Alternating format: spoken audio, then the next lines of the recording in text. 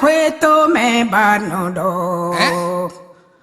O se questo lio subì di su. Winnie de suti tengbe be. Bamado bodo jolo we bano savundo nuido se qui o io vuto me we ame.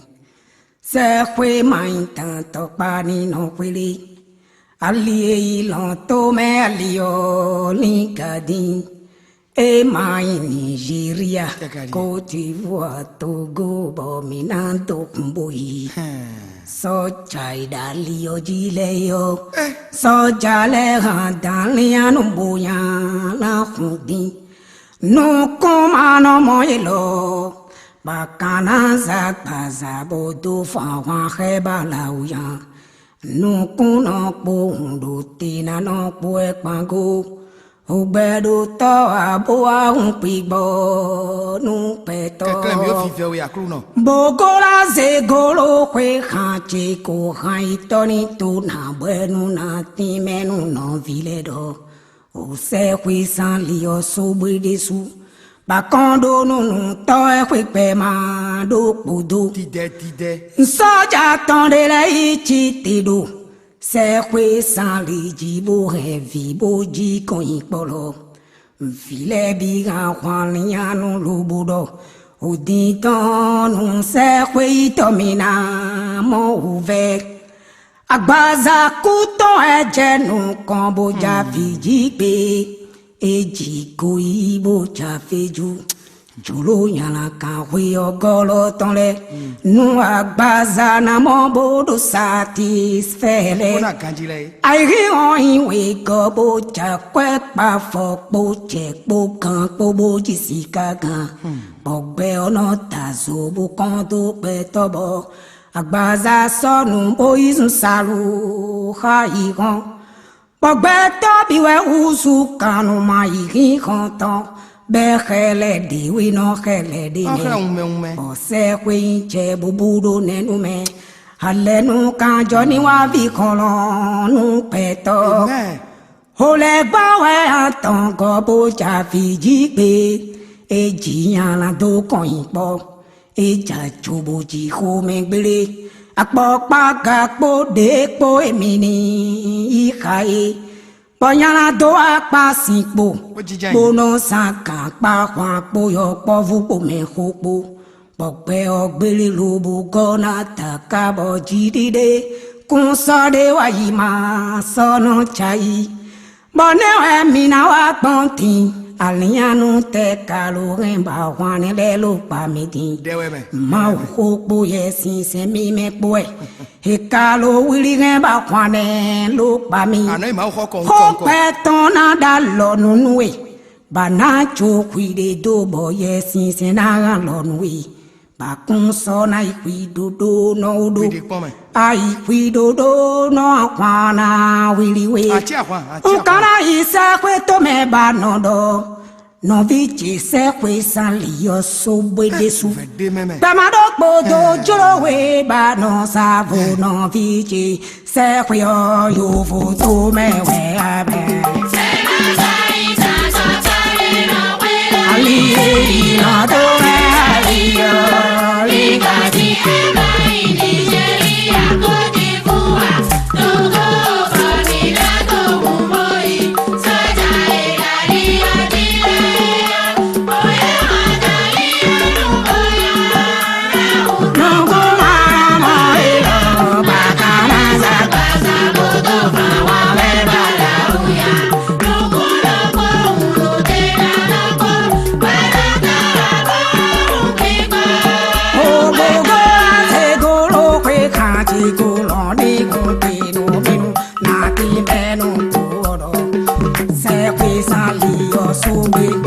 Bakondo nunu towe kwe ma do kudu.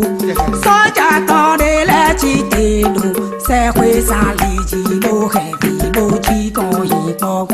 File bi na wani nya no bo do ti don. Se kwe to mi na mo ve. Baza kuto e je no kon bo ja fi ji pe. E ji ko yi bo ja fi ju. Lo ya la ka we ogolo tole. nous à Basalo, mon beau de satisfaire. Aïe, quand il est gobo, t'as quoi, pas pour te pour cago, maudit, c'est gaga.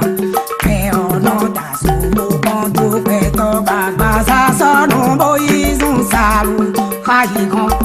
Beta usu kanu mai kontan bekele diwi no hele dime se kwi ke buku du denu male nu kanjo ni wa bi kono nu mi bu le gbo e atongo bo ja fi ji pe e ji ala do ko ibo e ja ju ji ko be bele apo pa ka bo de ko e ni kai to apasipo mono sakata kwako yoko vuko mefuko e obiri lubu kona taka bojidire kusode wa ima sono chai nemilo aponti alinyanu te kalu heba khane belu pamiti au kuku yesi semi mepwe e kalu wiri heba khane lupami pe khona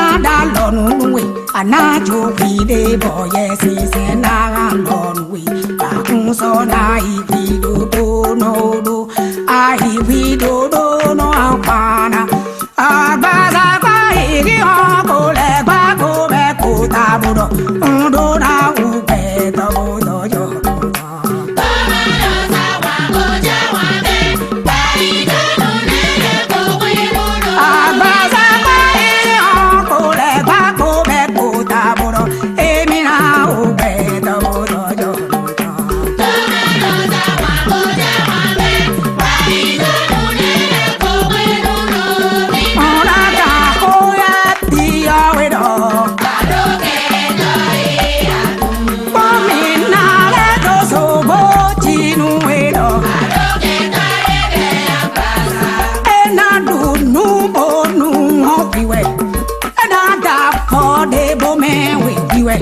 secreto e biwa kada pasalo mecho e kanu come voya la doza lobo zoya babu ikabe me o me kwadi e ma kwano pa me we ki jawe ya babu ikabe me wadi e ma kwano pa me ki jawe ya babu ikabe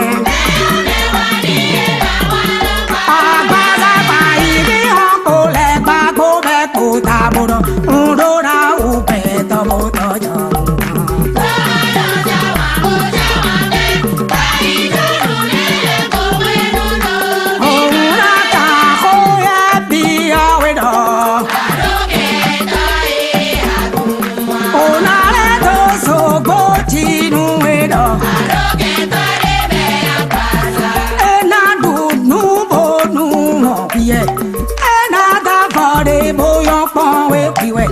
secreto e biwa kada kasalo mecho e kanu gume boya la doza bawi lobo zuya kwamo ikakwe me yo me wadi e ma kwano pa me ya ki jawe ya kwamo ikakwe bila mina tole biado kwe pabo na pleumi plete wale donde bo si ruzo idel fonsuko apache me vama nwawe donde mise jonumi mini yesire ji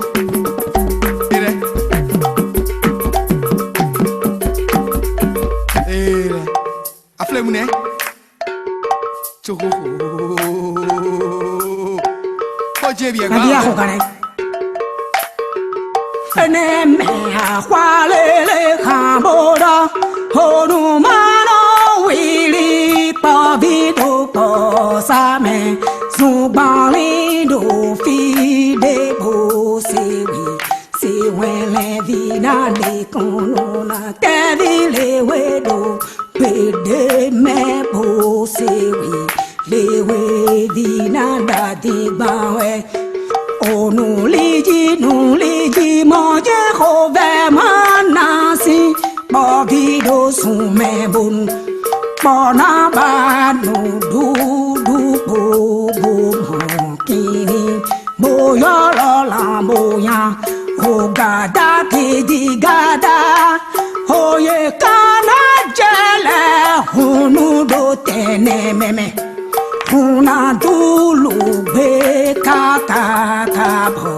kari nada e kana ha o hun soro kwe kana o wa sana no go de ji bele o musa we jena I be na I chele sun so no do sun so go adago mi ba ji de mi do nuelo kana mi si Jesu we nye mama o kwere palo pate kuwe hazon we anye pon we nye mama o le ba kwinyon o mayo chia satani kwiwe duwa Eluya adogo mi bodo papa chena jalado o le gba salo o mayo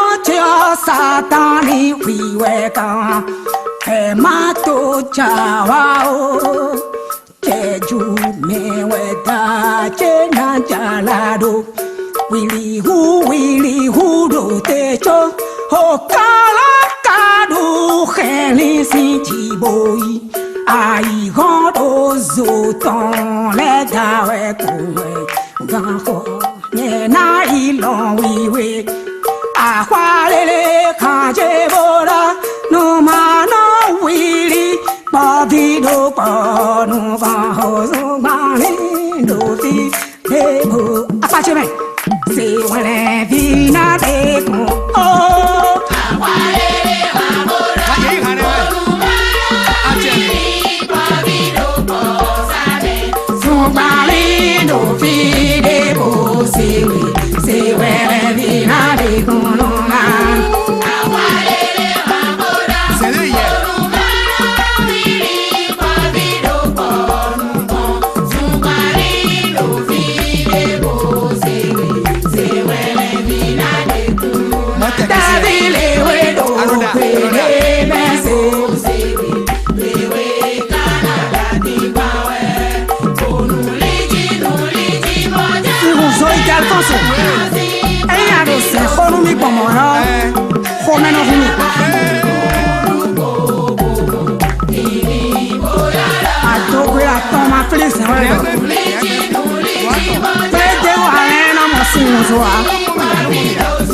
Mo je mo mo apache e no fa wa ya ye no je kan se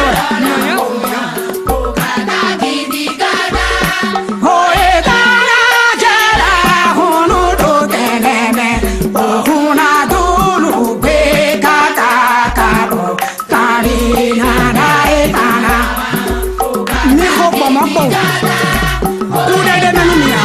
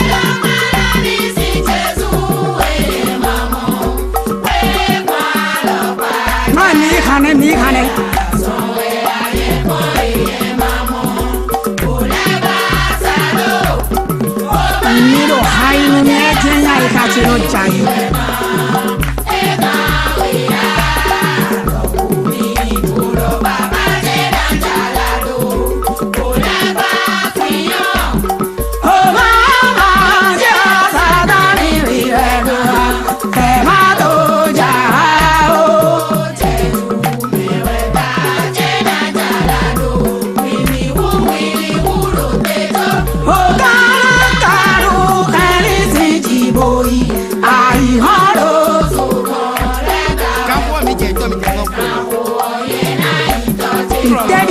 technicien ya bien les gars de poésie pour c'est beau. Y'a qu'à sortir.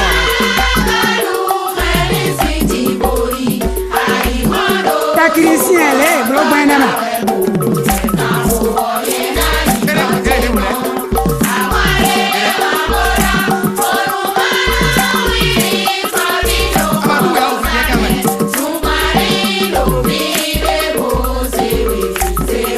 Akpache me mi chi sin yo. Mi chi